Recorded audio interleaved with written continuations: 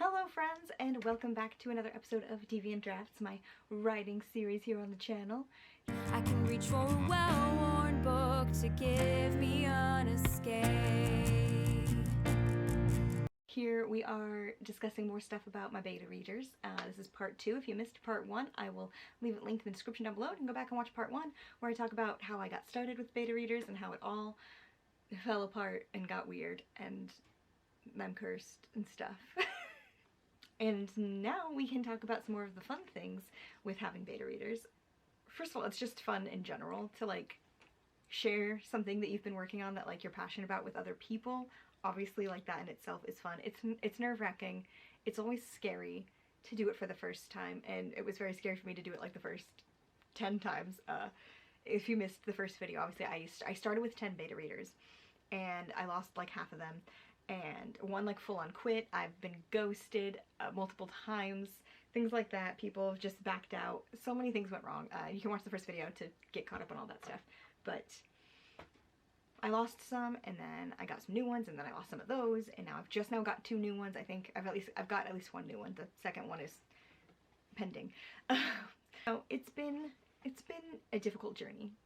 In general, just getting started, getting up like the nerve to share something that I've written that I know isn't good. It's like not in a state that I would give it to most people. There is like such a huge amount of trust involved in sharing it with the people that I have shared it with, most of whom are people who know me to some degree, are friends with me to some degree, whether it be someone who's been friends with me for fucking ever like Casey, or people who have been friends with online in like the booktube community and stuff in the past like 2 years and stuff like that.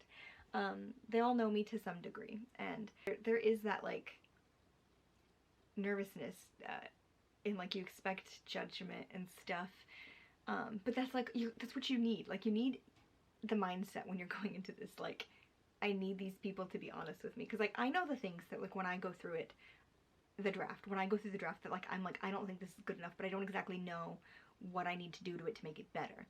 And so like if someone's reading through the draft and like they're not pointing out things that are bad, then I'm like, I know you're not being honest with me, because I know I'm also biased and I'm judging myself harsher than pretty much any of my other beta readers are going to be doing. Still, like I know that that's incorrect. There are so many things wrong with it, especially like the way that I just changed it. The only person who's finished it is Casey, but when anybody else gets to the end, they're gonna be like, what? Because it ends in such a weird place, because I took the entire climax, what was planned as the entire climax of this book, for years and years, and I have moved it now to be in part 2. I've moved it to be in book 2, and so I was like, okay, I need to switch things around. Where I end the book in book 1 was originally the ending of part 2. It's a 3-part book. All the books in the series are like 3 parts. You got the first part, second part, and third part. And what is now the current ending of book 1 was the ending of part 2, and there was a whole other part with a whole bigger climax, but it was just too long. The book was 270 something thousand words, and that's way too long. This is not like epic high fantasy, and even then that's long for like a first draft of like my first attempt of wanting to publish something in the future. It moved all of that to, because it wasn't stuff like I could cut. I mean, like some of it I can cut down, but like not enough to make it reasonable. So I moved the entire climax and put that as like the ending of part 1 of book 2. Oh no, my battery's gonna die. Great, okay. Now where book 1 ends doesn't make sense. I mean, it does not make sense. It needs more. Like I was like, okay, I guess this is the new ending, and just like stamped the end on it, and it's not an ending. It's just stops. Like one character, they don't like get any kind of closure. And again, it's book 1, we're setting things up, so it's like it's not, the ending's not meant to be like an ending, you know? It's like the ending of the first part of a long story. But it's such a weird thing. So it's such a rough draft. So like I'm bracing myself for obviously the criticism when people get there, but really hoping for that genuine feedback when they get there, on what like they think I can do to make it better, and like what they would like to see after having read the whole book, like what they would think would be a good way to like round out these arcs on a book 1 for these characters, when book 2 is literally picking up like next day, like sort of situation. It's like we're not like, there's not a gap, like we're picking right back up where we left off. So it's like it's so hard to find the ending inside of that, and it's just such a struggle. Say once you get past like the nerves of sharing the work with other people, and you start to get the feedback that, like, doesn't necessarily hurt your feelings. Like, no one's been outright mean about anything. There's definitely been, like, moments where I can sense the judgment for certain things, like when, you know, like this newest beta reader DM'd me to ask me about my character names, and I was like, I know, I was waiting for this question. I'm self-aware, at least, for certain things like that. I'm self-aware, so I at least expect people to come at me and be like, okay, but why this specifically? Is this also like relief? Like, once every, like, when I first handed it out to like the first 10 people or whatever, once they read like the prologue in chapter 1, and like I could start to see like what kind of a like beta reader they were going to be, because there's different types, and we're going to get into that. At least I've experienced different types of beta readers. We'll get into it. But once you get past that point, the nerves start to settle a little bit, and it becomes more fun, and you get a little more excited, and it's like a little bit of adrenaline rush, like every time I get a notification that like someone's commenting on their Google Doc. And so it gets to the point where it's like I can handle the feedback. It was harder in the beginning because again, I'd never done this before. I'd never shared it with anyone, and so it was scary. And I was like more sensitive to the harsher feedback. But now I'm at a point where it's like I don't think I'm getting enough harsh feedback that, like, I think to the level that I deserve, like critically, that I'm like, okay, I need more beta readers. I need more people who aren't biased, who are like willing to give me their honest opinions, but also like wanting the balance between like people to be honest, to be like, hey, like, this doesn't work, this is confusing, I think you need to change this, versus like them not saying anything nice or positive is like a struggle. I've tried to make a point to like tell my beta readers, like, please be honest. Like, I want you to be critical. I want you to point out those things that don't work, that don't make sense, that confuse you, that you think I could do better. If you have suggestions for what I should do, please tell me, that sort of thing.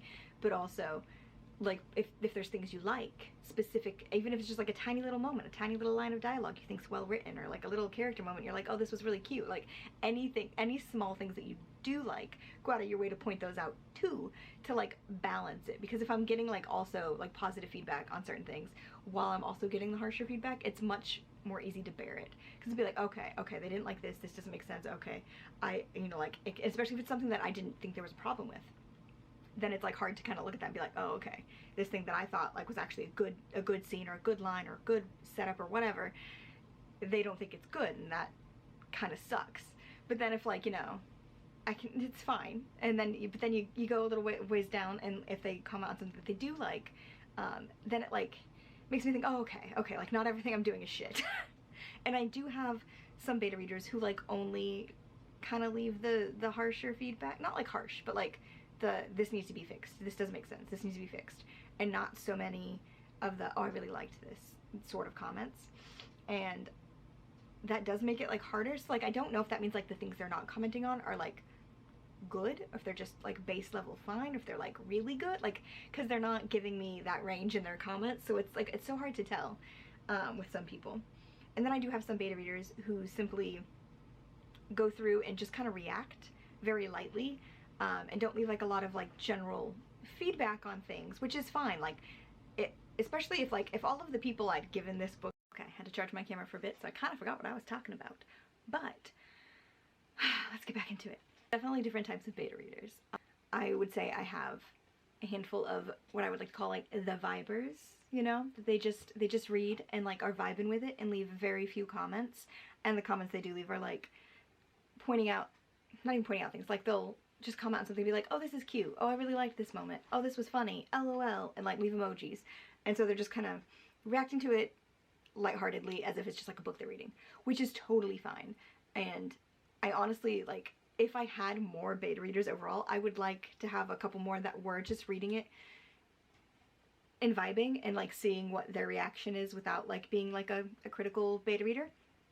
But I don't have that many beta readers, so like, it's fine. It's fine. So yeah, I have a couple of the vibers who just kind of read it casually and leave very casual comments like that, and they don't leave a lot of comments, so even when they are like reacting that way, there's very few comments. Then I have what I would like to call like the critiquers, you know, the people who are in fact giving me the feedback and commenting on things that doesn't make sense and doesn't work, and or they're confused by and they think I should improve and all those things. But there's two different versions of this. There's like the critiquer, and then there's like the friendly critiquer, right? Where you got the one who just is leaving these criticisms and that's it. And they're not like mean about it. I don't think I've had a single beta reader be like mean in any way. But that's like all they're doing is like just those types of comments.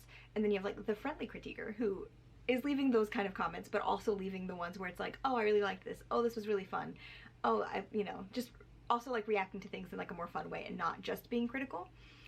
And then I also have like what I would like call like the confused reader who doesn't understand what beta reading is reading very like sporadically and not leaving a ton of comments in general, and none of their comments have been very helpful. But I've gotten to a point where I'm just like, anytime that person's leaving comments, I'm like, oh, fun. And you know, I have fun with what I do get from them, but it's been an experience, let me say. I will say one thing about that a lot of my beta readers do, well, not a lot, some of my beta readers do this, where they'll leave me a comment that's like, this needs to be rewritten, rewrite this, without telling me what they think is like wrong with it. And I get that they're like, yeah, rewrite this isn't working, but I wrote it how I wrote it, which means like I don't know what to do differently. That's the point of the beta reader, to tell me. And I have one beta reader who has been so good about this. Like 9 out of 10 times when they point out something like that, where they're like, oh, like I feel like, you know, the sentence structure's a little weird, like maybe just rewrite it, rearrange something. It's not bad, but just like a little confusing or something like that. They almost always give me what they think is like the better version of it. And I'm not necessarily gonna like go with what they tell me. I don't necessarily agree with like everything they've pointed out, but I just absolutely love the fact that anytime they tell me something's confusing and that needs to be rewritten or reworded or just switched around a little bit, they give me like an example of what they think would be better, like how I should rewrite it. And the few times that they don't, they'll always point it out, and they're always like, something about this feels off to me, but I don't know what it is. Like I don't know what the fix is, but it just feels weird, it sounds weird, but I don't know what the fix is. But every other time they like give me an alternative, which I really appreciate. And then I have a couple who literally will just say, this needs to be rewritten, rewrite this. And I'm like, but why? Like what's the thing that's wrong with it? Why? I find those kind of comments like not, I mean, they're not helpful, but they're not like as helpful as they could be. You know what I mean? I feel like there are some beta readers I have who do go above and beyond in that sense, and then some who are like giving me the bare minimum, which again, I'm appreciative of every ounce of feedback I'm getting, because it's been such a struggle to get anyone to do it. So I'm not like mad about it, not in the slightest. But it is interesting that there are like, this is my first time doing this, obviously. It's not like I've done this 12 times. It's like going into this not really knowing how different it would be with each person reading the book. If you missed the first video where I explained it, like I originally had people set up on teams, so I have a couple of like my Google Docs where it's like 2 people on a doc, and they can kind of bounce their comments off each other as well. But everybody else is just on solo docs at this point, because that didn't really work very well. And nice that sometimes when one of my like beta readers will comment and be like, oh, like this sounds weird, but I don't know what the fix is, then the other person on that doc gets to that, and then they're like, oh, well, maybe this, you know, even if they didn't think something was wrong with it, they see that the other person pointed out, and they're like, oh, maybe it should be this. And so like that's one reason why I really liked having multiple people on a doc, just because those sort of moments where it's like they're also helping each other help me in a way, and it's also just really fun to kind of see like people reacting together. So I've really enjoyed that process. It's like I have been having a lot of fun with it, in the sense of just like seeing people read it and like seeing them react together. Like I have way more fun getting the comments from my teams than I do from like my solo docs. Nothing against the people who are reading by themselves, but there is just like something more fun about the teams, to me at least. And I think the people who have stuck with being on a team find it more fun as well. I mean, I guess they haven't done it on their own, so I don't know. I think it's more fun. It's more fun for me.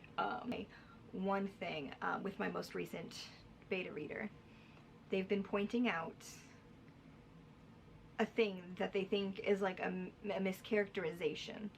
When you're first introduced to this character, you're like maybe 2 or 3 pages into this person's first POV, and it's the 2nd chapter of the book. You got a short prologue, chapter 1, chapter 2. So it's like you're barely in. Your toes ain't even barely wet. And they've left me so many comments so far. I feel like the majority of the comments I've received from this person so far are about this characterization thing, because there's like 2 paragraphs where this character is thinking about, you know, how something's changed and they're worried about it because things have been good, and this change means things are probably not gonna be good anymore. It means change, and they've settled into this like nice peaceful situation, and now it's like, oh, now things are gonna be bad again and I'm gonna lose all this. And then he's like off to investigate the stuff that's popped up, and immediately he's like throws all of it out the window to save this girl. He throws it all away. And so this beta reader was like hung up on this, and they're like, you've established that he's like so careful and cautious and like so worried about all this, and then he just throws it away, like why? And it's like, you've met this character for like 2 minutes and you think you have like such a hold on who they are as a person. And I'm like, this is the first time any of my beta readers have commented on this. I think almost all of my beta readers have read through this point, even the ones that have ghosted me and quit. Most of them have read up to this point. Not a single person has commented on this characterization thing. And so it's just so funny to me, like when a beta reader like gets so hung up on something that's like no one else has pointed out, and they're like telling me in the comments, they're like, oh, your audience is gonna notice this, like this doesn't make sense, you need to make this, like his motives make sense. And I'm like, 50% of this character's motives in that moment are like, yeah, he wants to help this girl because he knows what will happen to this girl if he doesn't intervene. And like it's implied that he knows, but the audience doesn't know. The reader doesn't know like what's gonna happen if he doesn't help this girl. He knows. And so he's absolutely like, nah, I can't fucking stand by and like let this happen. Like I genuinely can't do that. But also 50% of it in that moment is like him just kind of wanting to fuck with the bad guys. Because it's been a while since he's had that kind of fun. And he probably wouldn't admit that it's fun for him. He thinks he's above that, but it absolutely is. So it's like, but again, like, there's so much that's not established yet about this character, and like this beta reader's so hung up on it. And it's just like, I'm not mad about it. It's just funny to me because again, no other beta reader has commented on it. And so it's like so interesting to compare those things where like a beta reader's like, this is something that like you absolutely need to fix. Like your audience is gonna notice this. You need to change this. Where when like no one else of my beta readers has commented. I'm not saying other people wouldn't pick up on this thing and have this issue, but of the people who've read so far have not had this issue. So it's so funny to like compare and contrast the different like comments I do get from the different types of beta readers and like in the different sections. And everyone's been reading at different paces, so I haven't like actually gone through to like compare like chapter to chapter where people have been commenting. It's just the things that I remember as I've been going through, obviously, when new people comment on it. It's also like interesting to see which characters my beta readers end up like vibing with. Like I have one beta reader who I talked about this in the previous video, the beta reader who quit on me and then came back. They like never grew on like the main, there's a lot of POVs in this book and there's a lot of main characters, but like the main character in book 1, they like still have, I don't know if they have now, at a point they had not grown to like this person that much, and to a point where like a lot of their comments were like, oh, I'm just getting annoyed by this person, like she's reading like she's like a 14-year-old and the character's 18 when you meet her, just turned 18. And no offense to any 18-year-olds, but I don't think there's that much difference between a 14-year-old and an 18-year-old, especially one that's as sheltered as she was. And I'm like, yeah, like, you know, it doesn't bother, like, you pointing out that, like, she's reading younger to you, I'm like, that's fine. Like, that isn't unintentional, it's not intentional either, but it's like, I'm like, that, it checks out, it's fine. But this character also, oh, what is the thing? She uses a lot of, she's like my sunshine character, at least in this book, I'll say. And she uses a lot of like, oh, this is the best thing ever and stuff, because again, this character has had like a really shitty, boring, bland life. She is a blank slate when you're meeting her because so many different circumstances and stuff. So every new thing that's happening that's a good thing, she's like, this is the best thing ever, this is the best thing ever, this is so great, this is so magical. And this beta reader just was not vibing with that at all. But meanwhile, my other beta reader, who's on that same person's team, like, was loving it and absolutely loves this character and adores her. So it's like just so interesting to see the contrast of where like people are vibing with characters and where they aren't. That same team the one who doesn't like that main character, girl, ended up immediately falling in love with this one character who's a bit of a douchebag when you first meet him, whereas the other one does not like this character. And so it's just so fun for me. I will say, like, I don't get like thoroughly that offended when it seems like a beta reader's not liking a certain character. I'm rolling with those punches pretty well. I will say, like, I guess, I mean, there is so much of me in all of these characters, so like a little bit of offense because I'm like, yeah, but that's me. Except like not completely. But it is just like fun to like see the differences between what people like and don't like when they're reading it and stuff. And it's like, I know I'm not going to please everyone, like no matter what, but it is good to kind of get those first impressions on the characters and on the story and on the relationships and different things from these variety of beta readers. I feel like aside from like Casey and Haley, who don't count because they've known these characters out of context for so long that like reading them in context, like their first reactions to things just don't count, and like who their favorite becomes. But with my team Diced Potatoes, shout out to y'all. It's been really interesting seeing their first reactions to the characters and stuff, because they've had a lot of like really strong, whether good or bad, opinions about the characters as they're meeting the new characters. Most of which, like, they've liked most of them off the bat, I will say. I remember being a little bit offended because, you know, this one main character wasn't working for one of these beta readers for so long, but like another character would like show up and do literally nothing. Nothing, and then be like, I would die for this character. I'm like, that's great, but it's so funny to me because I'm like, this character has done nothing to like earn your love, and you're like immediately first impression, I love this character, and I'm like, I'm not mad about that. I love that. But the fact that it's like, oh, this other character's like still not doing it for you, and she's been doing stuff. She's not doing much at that point, but you know, she's doing stuff. It's just so funny to see like the sort of things that the beta readers like latch on to and like really get invested in and get like attached to. That's been so much fun for me. Even when it's like somebody saying like, oh, like, you know, 20 chapters in and they still don't like really care about this character, and I'm like, oh, okay, that's fine, I guess. And then like you meet this one character for literally like 2 sentences and it's like, I would die for them, and I'm like, oh, okay, cool. Yeah, there's a lot of fun in it once you get past the like nervousness of sharing the draft with people and kind of like brace yourself for those like harsher comments, because again, I want them. Can they upset me? Can they hurt me? Yes, absolutely. They can hurt my feelings, and they can make me feel like I'm a shitty writer and really bring me down, which is another reason why I ask for like, when you do like something, please tell me, so that like I know it's not all this.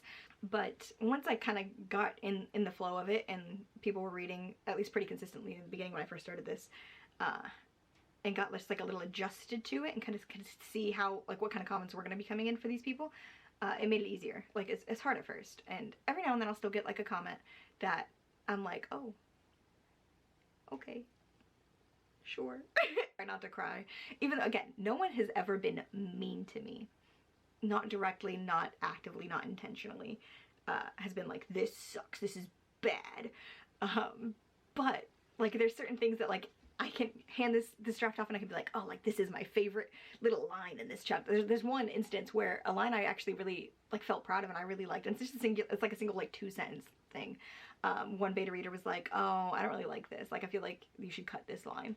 Meanwhile, another beta reader was like, oh, I really liked this line, like this specific line that I personally felt proud of got commented on by 2 separate people, one of whom said I should cut it, one of whom said it was like their favorite line like in that section. So it's like, this is why I need so many beta readers, because like that right there cancels out, and I'm like, okay, but which one is it?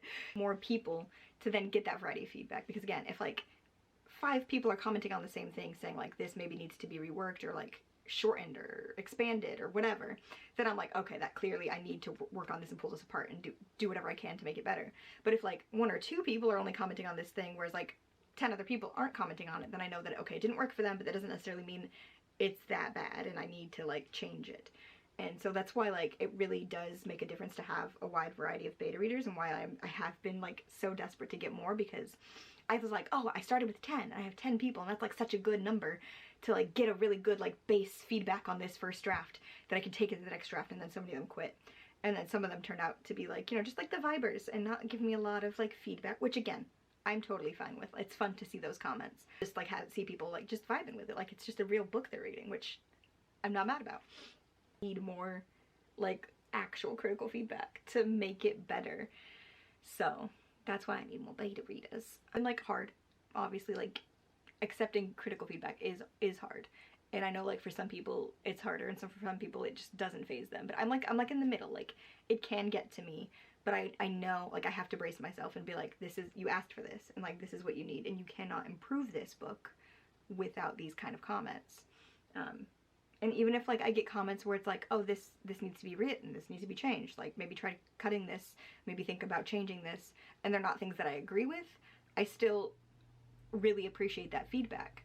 And you know, if like enough people are pointing these things out, even if I'm like, well, I think it's fine, if enough people are pointing it out, like I'm gonna step back and try to like look at it in like with a new perspective and like see what I can do to change it, because I am obviously biased to my, like I wrote the thing. I'm biased to my own work. It really is crucial to get that kind of feedback from people to make it better. And anybody who like writes something and is like, this is good to go, and puts it out into the world and like self-publishes like an unedited book, like more power to you, but yikes. The version of the book that all my beta readers have right now was, the first half of it was written during NaNoWriMo of 2019. So like first half all written in 1 month, and then I didn't touch it again until the next November in 2020 when I picked up where I left off and wrote the second half. And then all throughout this year I was trying to like fix that, because again, writing the two halves of the book a year apart, it showed, because again, my writing even in that year got better. So like some of the stuff in the early book is not as good, it's not as clean or as like sharp or as well thought out or well described and things like that as like some of the stuff in the later half, at least in my opinion. Because, and again, both halves written during NaNoWriMo, so in a month, okay? No singular NaNoWriMo novel is good to go, okay? It's just not, okay? If you write your book in Nano and you think you're done, you're good, you're ready, I'm happy for you, but I can't live that life. All this year I took the book and was like trying to make it more book shaped, and I didn't actually do that many edits except for in part 2. Like a lot of part 2 was like rewritten completely, because what I used to do, and I still kind of do during Nano, is like if I get stuck or I didn't completely outline a scene, I didn't really know where I was going with it, I would just skip ahead and write the next thing. So there were so many holes in that draft when I smooshed those two halves together. So all this year I was trying to like bridge those gaps, but I still didn't like do a thorough editing on either thing until I was adding new stuff in. And again, when I was adding new stuff in, that stuff's not edited, it was freshly written new stuff. So it's like, in a sense it's better because it's newer, so like my writing's improved since the first stuff, but I didn't edit that stuff, so it's like also rougher in that sense. And so like the book I'm handing to these beta readers is really bad. Like terrible. Like I know some of my beta readers are gonna be like, no, it's pretty good. I've gotten some comments from beta readers who are like, you know, this really does have the potential, and like I think you can publish this. I think it's just, you're gonna have to do like obviously some edits on it, but I don't think it's so bad that you can't get it there. And I really appreciate those comments. Really do. It means a lot to me. It's the boost a bitch needs when she's feeling like she can't. Basically, this version of the book is in like almost the roughest shape it could be, besides what it was. Like I made it slightly better, and then I handed it to beta readers. And I feel like I don't know what normal people do. Because again, this is my first time giving something to beta readers, so I don't know like what version of like how deep into their drafts they are a person normally is before they give to beta readers. I feel like some people maybe don't do it with as rough of a draft as I'm doing it with, but I feel like it's gonna make all the difference to get feedback on this very rough version to then get me a more clean, tightly knit, rounded, like just better fleshed out version in the next draft. But I feel like if I was on the next draft, I feel like that's where most people hand it off to beta readers, and I didn't do that. I gave them the roughest shit possible. Well, not the roughest shit possible. I mean, I did try to fix it, make it book shaped, round it out for them, so yeah, it's really rough. So I mean, if you want to sign up to be a beta reader, I'm still looking, a bitch still wants some, but no, you are getting a very rough version of this book. if you do. My camera died again. The first video I was just completely complaining about everything that's gone wrong. So don't get me wrong, like I genuinely am so grateful for the people who volunteered to do this for me, because it's crucial. Like I cannot improve this without their feedback, and it means the world to me. So thank you again to all of my beta readers and all my friends who volunteered to do this for me and are helping me. And don't get mad at me for making fun of stuff in the process a little bit.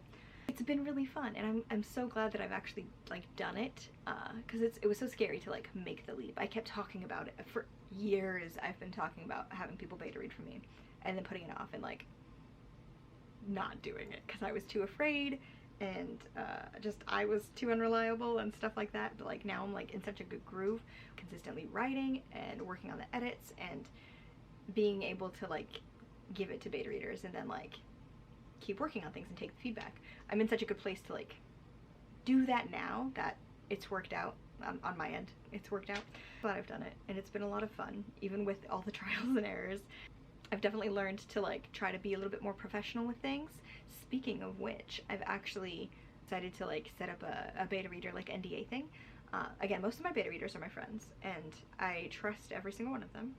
And I don't think anyone's gonna like steal my book or like share it with other people they're not supposed to and things like that. And again, I don't think it's good enough for that anyway, but be safe, because I am starting to like reach out into the void and get, or try to get beta readers like who aren't already friends with me.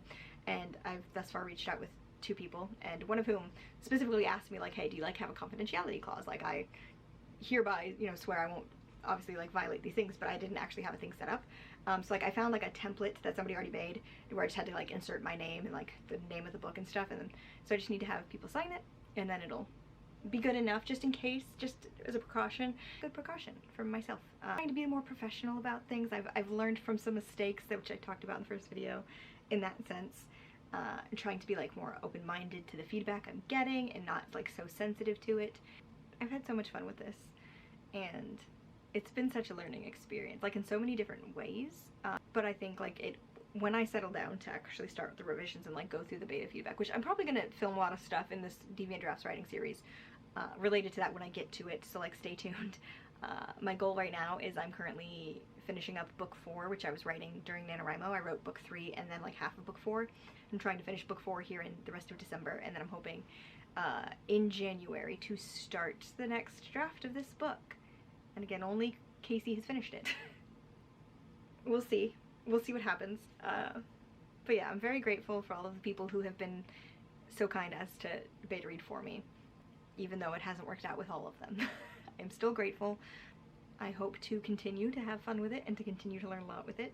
And so I think that's all for this video. If there's any other things you want to know about the beta reading process and stuff like that, if you're potentially interested in being one of my beta readers, let me know. If you have any more questions just in general, let me know and I can talk about them in the next video. I think it'll be a couple days before I do the next video, part 3, like in this little beta reader series, where I'm going to have Casey come on with me, and maybe she can talk about like what it was like from her end as being a beta reader, and then I'm going to go through some of like my favorite beta reader comments. Probably anonymously, like I won't share like whose comments they are. Obviously, if it's, you know, you as the beta reader, like you might know that it was you, but mostly I'm going to be sharing like my favorite ones, like the ones that like I genuinely really loved. But I might make fun of a couple comments. We'll see. I have to go through all of the comments and like pull some for that. But I think that'll be a fun video to like round out my beta reader section of this writing series. But if there's any other things you want me to talk about in relation to it, let me know. I can just talk for days. I never know how to shut up. Ongoing process. Like I said, I just got 2 new beta readers. Hopefully the second one's still pending. But so process is ongoing, and hopefully I'm going to be starting the next draft and working from that beta feedback in the very near future. So I'll keep you guys updated and stuff. Thank you for watching. Remember to like this video and subscribe to our channel if you haven't already, and I will see you guys next time. Life Before Death Radiance. Bye!